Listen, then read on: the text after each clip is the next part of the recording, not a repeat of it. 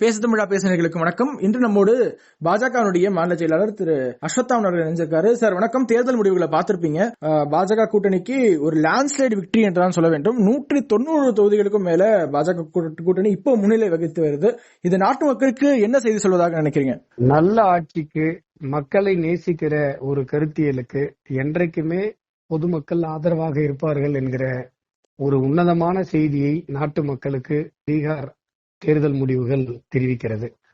அதே போல மக்கள் விரோத ஆட்சி, மக்களுக்கு எதிராக நடக்கிற ஆட்சியை மக்கள் முடிவுக்கு கொண்டு வருவார்கள் என்கிற மிக உன்னதமான செய்தியையும் இதே போன்றதொரு வெற்றியின் மூலமாக தமிழ்நாடு தேர்தலின் 2026 முடிவுகள் வெளிப்படுத்தும். இப்போ ராகுல் காந்தி அங்க போய் ஓட் சோரினாரு, தேசி அது ஏதோ சொல்லி பார்த்தாரு, அதெல்லாம் எதுவுமே எடுபடல நினைக்கிறீங்களா? அதுல பாருங்க, அவர் அதெல்லாம் பேசுனதுனாலதான் உள்ளதும் போச்சு, நல்ல கண்ணா போச்சு. தேஜஸ்விக்கு இருந்ததும் போச்சு. அவர் மட்டும் ஒழுங்கா தேர்தலில் பிரச்சாரம் பண்ணி இருந்தாருன்னா கூட மக்கள் அவருக்கு ஏதாவது இன்னும் கொஞ்சம் போட்டு கொடுத்திருப்பாங்க. மொத்தமா போச்சுரா நல்ல கண்ணான்னு சொல்லுவாங்க. சார், இன்னைக்கு நான் இந்த லைவ் டிபேட்ஸ் பாத்துட்டு இருந்தேன் சார். அதுல சில பேர் சொல்றாங்க ஒட்டுமொத்தமாக தேர்தல் ஆணையத்தை விலைக்கு வாங்கி விட்டது பாஜக, அதனாலதான் இப்ப லேண்ட்ஸ்லைட் விக்டரி பாசிபிள் என்று நிறைய பேர் கருத்து தெரிவிச்சிட்டு இருக்காங்க.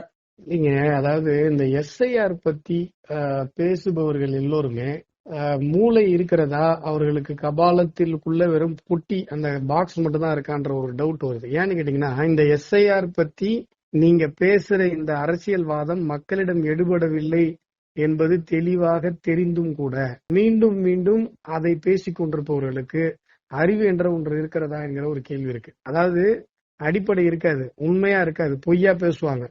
ஆனா அந்த பொய் மக்களிடம் எடுபடுகிறது அப்படிங்கிற ஒரு காரணத்துக்காக அந்த பொய்யா பேசுவாங்க. ஆனா இந்த பொய் மக்களிடமே எடுபடலையா சார்? அது கூட உங்களுக்கு புரியல. பீகார் தேர்தல் எதை காட்டுகிறது அப்படின்னு சொன்னா, எஸ்ஐஆருக்கு எதிரான உங்களுடைய பொய்வாதங்கள் மக்களிடம் எடுபடவில்லை.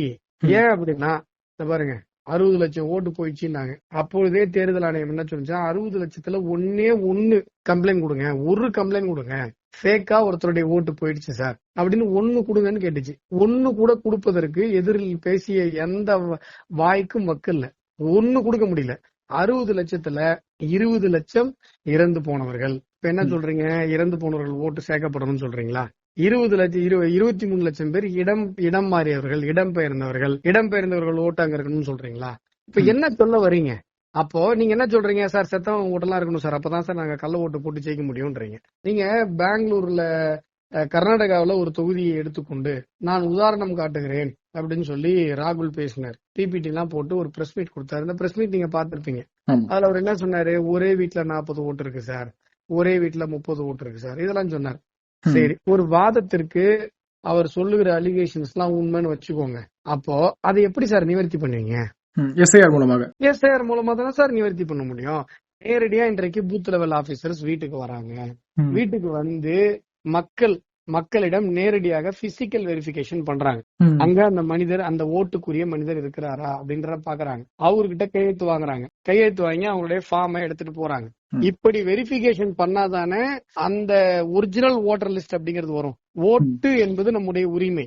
ஆனா அந்த உரிமை நமக்கு முழுமையாக கிடைக்கப்பட வேண்டும் அப்படின்னு சொன்னா போலி வாக்காளர் கூட இல்லாம இருந்தா தானே சார் நம்ம ஓட்டுக்கு மரியாதை.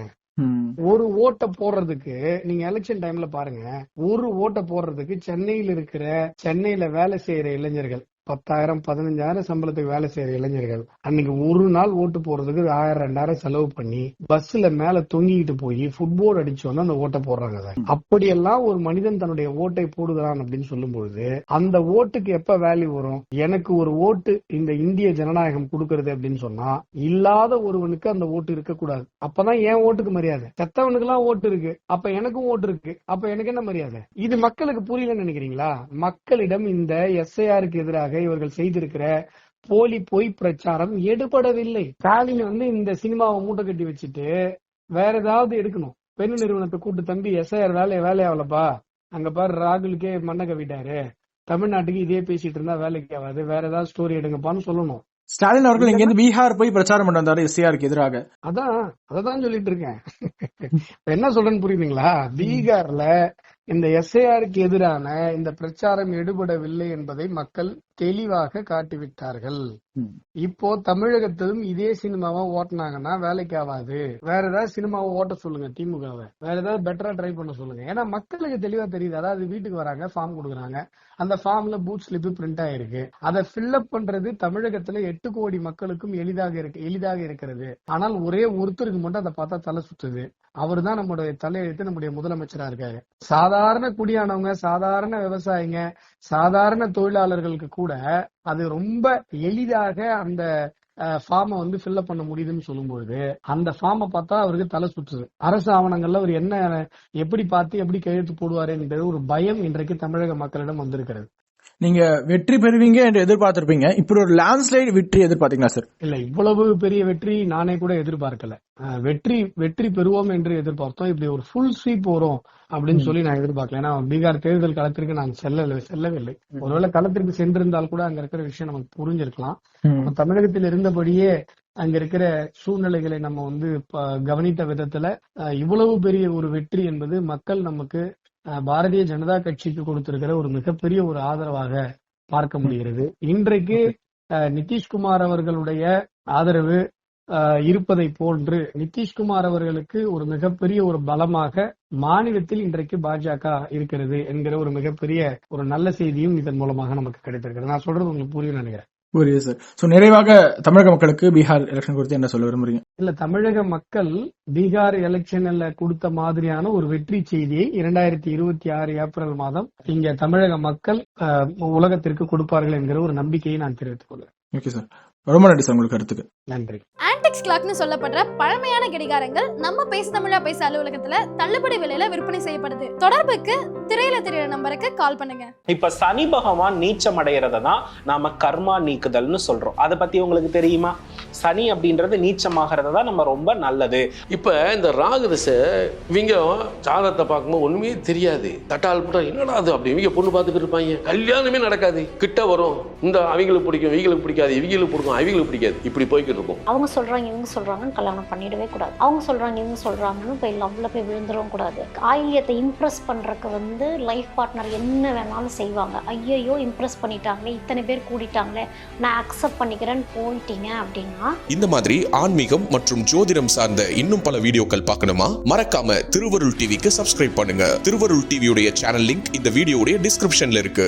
பேசு தமிழா பேசு சேனலுக்கு ஆதரவு தந்து கொண்டிருக்கக்கூடிய பார்வையாளர்களுக்கு வணக்கம். அரசியல் ஆன்மீகம்னு மட்டும் இல்லாம இப்போ ஹெல்த்லயும் நம்ம வந்தாச்சு. ஹெல்த் சம்பந்தமான பிரச்சனைகளுக்கும், ஹெல்த் டிப்ஸுக்கும், ஹெல்த் கேருக்கும், இல்ல ஹெல்த் பத்தி ஏதாவது தெரிஞ்சுக்கணும் அப்படின்னு நினைச்சீங்கன்னா ஹெல்த் குரு சேனல் கண்டிப்பா உங்களுக்கு யூஸ்ஃபுல்லா இருக்கும். பேசு தமிழா பேசு சேனலுக்கு கொடுக்கக்கூடிய இதே சப்போர்ட்டை ஹெல்த் குரு யூடியூப் சேனலுக்கும் கொடுத்து அந்த சேனலை சப்ஸ்கிரைப் பண்ணி உங்க நண்பர்களுக்கு ஷேர் பண்ணும்படி கேட்டுக்கிறோம். நம்ம ஹெல்த் குரு சேனலோட லிங்கை டிஸ்கிரிப்ஷன்ல தரோம், மறக்காம செக் பண்ணி பாருங்க.